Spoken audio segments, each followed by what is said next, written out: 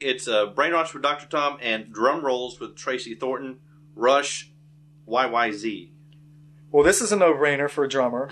YYZ, of course, the Exit Stage Left version, which is the big drum solo, the big Neil Peart drum solo. And I'm not a big drum solo fan. Like, when I was in bands, I wouldn't take drum solos, which is weird. But I was turned on to Rush by the guy that kind of showed me a couple of licks when I was a really small kid. Maybe I was 11 or 12 when I got into Rush, a few years after I've been playing drum set. And, of course, I was into Kiss, and my sister had, like, Aerosmith and Nazareth records, but I'd never really heard a drummer's drummer. So this guy turned me on to Rush, and, you know, when you're 11 years old and you heard 100,000 Years by Kiss, then you heard a drummer take a drum solo and just go way off with it.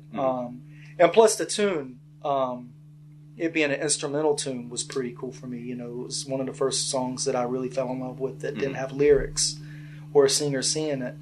But it really, that song, but especially the way, you know, every drummer knows this who listens to Neil Peart, the way he constructs his drum solos, it's a masterpiece, or it's a musical piece in itself.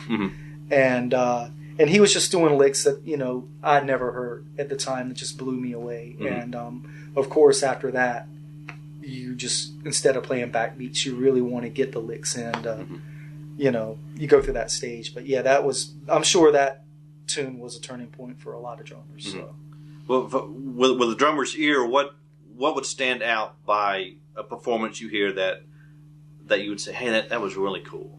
I'm a little weird on that. I never really try to judge a drummer until I can see them play live or see a video. Like, a terrible drummer can play on a record, even a live record, and it can sound good and feel good. But for an example, Tommy Lee, who I think is probably one of the greatest rock drummers ever. Listening to him on record, okay, his parts are cool, yada, yada, yada. But when you see him play and you see the flow that he has in his style and his attitude towards his drum set, you're like, that guy's got it. Like Shannon from a band called Ratchild, who actually is now in, not Nickelback, what's her name? Godsmack. Okay. No one would know this with what he does in Godsmack. Shannon's probably the best drummer on the planet. We used to play with him in Winston, Casablanca all the time. That dude, you have to see a drummer and see his attitude, I think, to really understand how good that drummer is. And but Neil Peart's one of these cats. Tommy Lee was one of those guys. After I saw him, I was blown away. Shannon Larkin. To the opposite effect, when I finally saw Poison for the first time in my life last summer, which I got a free ticket to see, Ricky Rocket probably was the worst drummer I've ever seen. After watching him play.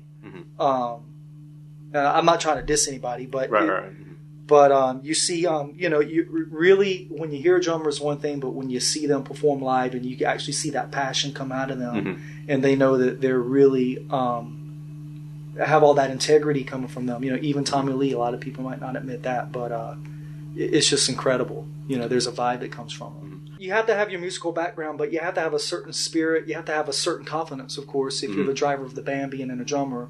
You know, you have to have, you know, Amar Akeem's another one, who when you see him play, you're just like, oh my God. But yeah, it's a lot more than just being able to play. It's like a great singer. Most great singers can't be great frontmen, kind of like, you know, David Lee Roth isn't the greatest singer in the world, but he's probably the best frontman ever.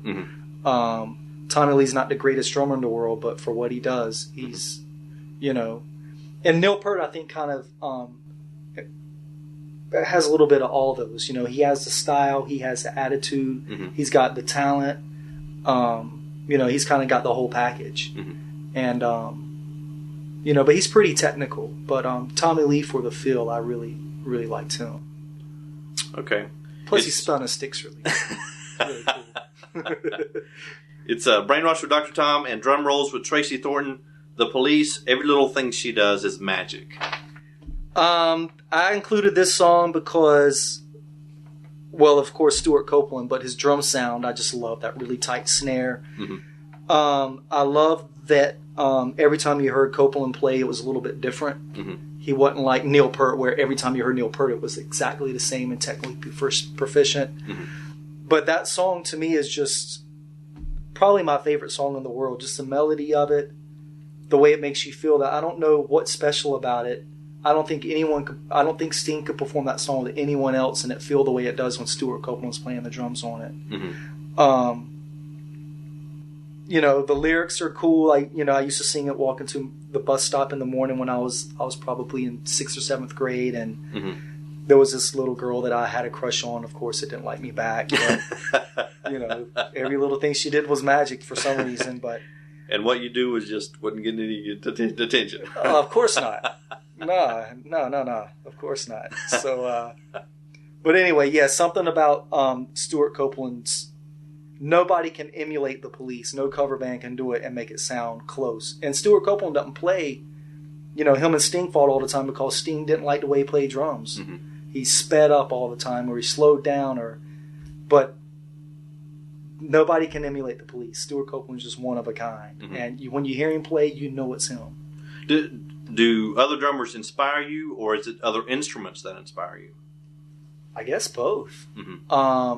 When I was young, up until I played drum set, I didn't branch off when, I played drum set until I was 21, 22, full time. So up until then, I think it was nothing but drums. Nothing else mattered. But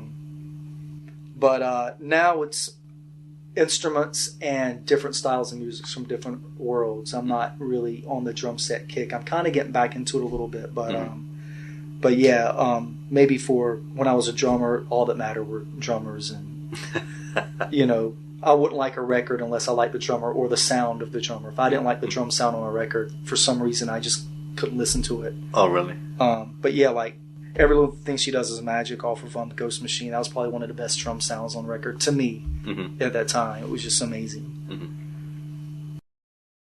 It's Brainwash with Dr. Tom and drum rolls with Tracy Thornton, Percussionist of Guinea, Bagatai. Actually, most people would know this rhythm as Sorsene. This is a West African rhythm from West Africa, and this is one of the first African drum ensemble that I'd ever heard when I started getting into djembe. And I was probably 21 at the time. And my teacher, Khalid Salim, had turned me on to Percussionists of Guinea, and my favorite style of djembe playing and the baddest djembe players out of the world come from Guinea. They had the high-pitched drums, the real rapid, real fast music, and you really had to be a drummer's drummer to hang with the music. But actually, Sorsene or Bagatai is actually a slower rhythm. It's in 6. It's like Bakadaka doko bakadaka doko bakadaka doko bakadaka doko bakadaka doko bakadaka doko bakadaka doko bakadaka doko bakadaka doko, and it just has this. It just had this thing, man. You can't even explain it, and the way they played it, and there was no dance to it. It was just drums, and for what I saw, there is a dance that goes along with the rhythm, but it blew me away. I was sold. That day I was sold, and it's not even normally I like the fast music, but it slowed it down and lets you know that this stuff can really groove, and it just okay. It's Brainwash with Dr. Tom and drum rolls with Tracy Thornton. Andy Narell, songlines. Andy Narell, he is a world-renowned steel panist out of San Francisco, like the first non-Trini to make a big impact in the world with the art form. And Songlines is off of his 3rd or 4th CD. Probably came out the early 90s. But this song was really nice because it had all kinds of steel drums in it, from the basses all the way up to the tenors. And it was not calypso or reggae. It was this euphoric thing. And it was just an amazing piece of music. And it really opened my ears because I love Andy Narell. He actually produced my last record. And, he's played, anytime you hear steel pans on TV, it's him. He's played with everybody on the planet. But I've never really liked his style of jazz music.